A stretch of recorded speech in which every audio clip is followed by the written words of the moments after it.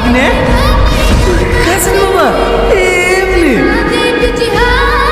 মামা আমাকে খুশি করার জন্য তোমাকে রোজা রাখতে বলিনি, আল্লাহ পাককে খুশি করার জন্য তোমাকে রোজা রাখতে বলেছি। এই দুনিয়াতে আমরা দুদিনের জন্য এসেছি, যেখানে আমরা চিরকাল থাকবো সেখানে আমরা কিলি যাব।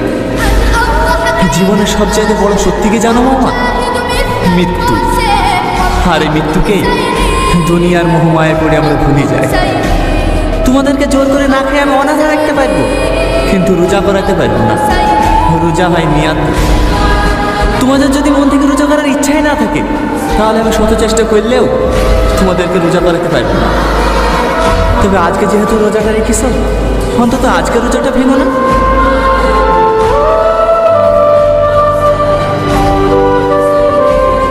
মামা চলে যাচ্ছেন যে, আমাদের কাছে নামাজ পড়ার জন্য ডাকবেন না?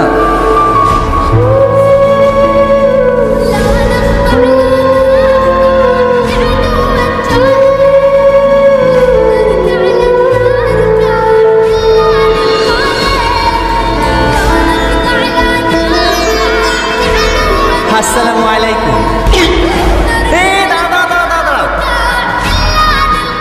তোমাদেরকে রোজা করার জন্য কিছু বলবো না, চলো ইফতারটা করে আসি। কিন্তু আমরা তো রোজায় না।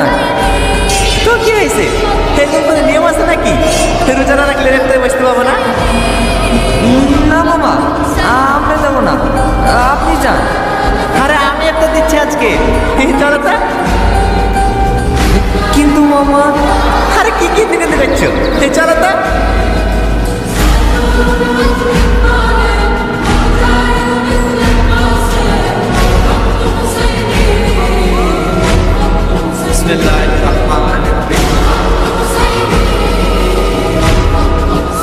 কি হলো, তোমরাও খা।